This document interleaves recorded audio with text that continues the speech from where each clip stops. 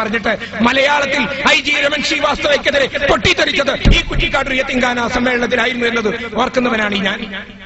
ഒരു സത്യം പറയുന്നവൻ ആ സത്യത്തിന്റെ പോരാട്ട ഭൂമികയിൽ അവനൊറ്റയാനായാലും പോരാടി അതിന്റെ വിജയം സുനിശ്ചിതമായിരിക്കുമെന്ന് തെളിയിക്കുകയാണ് ചില യാഥാർത്ഥ്യം. ഈ സത്യം സേഠ് സാഹിബ് പറഞ്ഞപ്പോ സേഠ് സാഹിബ് അനുഭവിച്ച വേദനകൾ അതാണ് ഞാൻ നിങ്ങളിലേക്ക് കൊണ്ടുവന്നത്. പാലക്കാട്ടിന്റെ പുതുനഗരത്ത് ലീഗ് രൂപീകരിച്ച് ആദ്യമായി ഇന്ത്യൻ മുസ്ലിം ലീഗിന്റെ പച്ച പതാക കേരളത്തിൽ ഉയർന്നത് പാലക്കാട്ടെ പുതുനഗരത്താണ്. അത് ലീഗ് ചരിത്രമാണ്. ലീഗ് ചരിത്രം പഠിക്കുന്നവർക്ക് പ്രായമുള്ളവരോട് ചോദിച്ചറിയാം. പാലക്കാട്ടെ പുതുനഗരത്ത് മുസ്ലിം ലീഗിന്റെ പച്ച പതാക ഖൈദുൽ ഖം സയ്യിദ് അബ്ദുറഹ്മാൻ ബാവക്കി തങ്ങളായിരുന്നു ഉയർത്തിയത്. ആ ചരിത്രം അറിയുന്ന ഏക ലീഗുകാരൻ ലീഗിന്റെ സ്ഥാപക നേതാവ് 1948 മാർച്ച് 10 മദ്രാസിലെ രാജാജി ഹാളിൽ അവിടെയാണ് ഇന്ത്യൻ യൂണിയൻ മുസ്ലിം ലീഗ് ഉണ്ടാക്കിയത്. ലീഗ് രൂപീകരിക്കുമ്പോൾ ആ യോഗത്തിലുണ്ടായിരുന്നു സേഠ് സാഹിബ്.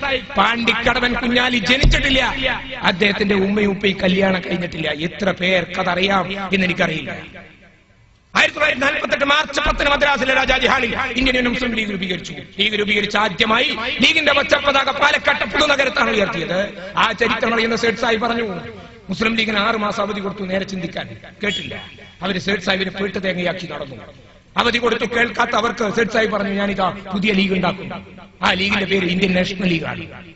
നാഷണൽ ലീഗ് ഉണ്ടാക്കി. ആദ്യമായി നാഷണൽ ലീഗിന്റെ പതാക, ഇന്ത്യൻ യൂണിയൻ മുസ്ലിം ലീഗ് എന്ന യഥാർത്ഥ പാർട്ടിയുടെ പതാക ഉയരേണ്ടത് പാലക്കാട്ടെ പുതുനഗരത്താണെന്ന് നിശ്ചയിച്ചു. സേഠ് സാഹിബ് വന്നു. കുഞ്ഞാലിക്കുട്ടി മൂപ്പൻ ഇവിടുന്ന് ഫോൺ ചെയ്തു. പാലക്കാട്ടിൽ അങ്ങാടിയിൽ വിളിച്ചു പറഞ്ഞു, യൂത്ത് ലീഗുകാരുണ്ട്, സേട്ട് വരുന്നുണ്ട് കോട്ടുപാല, അയാൾ അപമാനപ്പെടുത്തണം, ഒരു കറുത്ത കൊടിയും പിടിച്ചോളി, ആ പാലക്കാട്ട് അങ്ങാടിയിലെ കുറച്ച് തെരുവ് വേശികളെയും കളക്ട് ചെയ്തോളൂ എന്ന് പറഞ്ഞു. പ്രകടനം ഉണ്ടായി. നമ്മൾ പത്രത്തിൽ അത് വായിച്ചതാണ്. പാലക്കാട്ടെ മുസ്ലിം ലീഗിന്റെ ജില്ലാ president Hanif Haji National League ചേർന്നു. അദ്ദേഹത്തിന്റെ അധ്യക്ഷതയിൽ നടക്കുന്ന ചടങ്ങായിരുന്നു അവിടെ. യഥാർത്ഥ ലീഗിന്റെ പച്ച പതാക വീണ്ടും പാലക്കാട്ടെ പുതുനഗരത്ത് ഉയരുകയായിരുന്നു. യഥാർത്ഥ മുസ്ലിം ലീഗിന്റെ ചരിത്രം. എന്റെ പ്രിയപ്പെട്ടവരെ, നിങ്ങൾ അറിയണ്ടേ, പാലക്കാട്ട് കാറിൽ വന്നിറങ്ങിയ സേഠ് സാഹിബിനെതിരെ ഒരു തോളത്ത് സേഠ് സാഹിബ് ഉണ്ടാക്കിയ ലീഗിന്റെ കൊടി പിടിച്ചിരിക്കുന്നു ലീഗിന്റെ ചില പ്രവർത്തകന്മാർ. ഒരു തോളത്ത് കറുത്ത കൊടിയും. ആരാ ഇതൊക്കെ പിടിച്ചത്? ലീഗിന്റെ പ്രവർത്തകന്മാർ മാത്രമല്ല, ഒരു പറ്റം പാലക്കാട്ടെ തെരുവിലെ 10-20 തെരുവ് വേശ്യകളെയും സംഘടിപ്പിക്കുന്നു. ഈ വൈകുന്നേരമായാൽ ടൗണിലൊക്കെ കാണുന്ന ചില വൃത്തികെട്ട പെണ്ണുങ്ങളിലെ അവരെ സംഘടിപ്പിച്ചു നിർത്തി.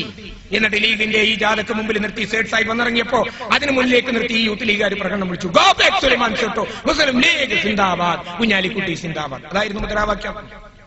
മഹാനായ മെഹബൂബ് മില്ലത്ത് ഇബ്രാഹിം സുലൈമാൻ സാഹിബ് അന്ന് പാലക്കാട്ടെ പുതുനഗരത്ത് നടന്ന യോഗത്തിൽ പൊട്ടിക്കരഞ്ഞാ പ്രസംഗിച്ചത്. സമൂഹത്തോട് മലബാറിലെ മുസ്ലിങ്ങളോട് മുസ്ലിം ലീഗുകാരോട് ചോദിച്ചു, ഞാൻ ചെയ്ത തെറ്റെന്താണ്? പൊട്ടിക്കരഞ്ഞുകൊണ്ട് സേഠ് സാഹിബ് യാഥാർത്ഥ്യം തുറന്നു പറഞ്ഞപ്പോ എത്രത്തോളം വേദനയോടെയാണ് അന്നത്തെ നാഷണൽ ലീഗ് പ്രവർത്തകന്മാർ, കായിക മില്ലത്ത് കൾച്ചറൽ ഫോറത്തിന്റെ പ്രവർത്തകന്മാർ അത് ഉൾക്കൊണ്ടത് എന്നത് എത്ര പേർക്കറിയാം എന്ന് എനിക്കറിയില്ല.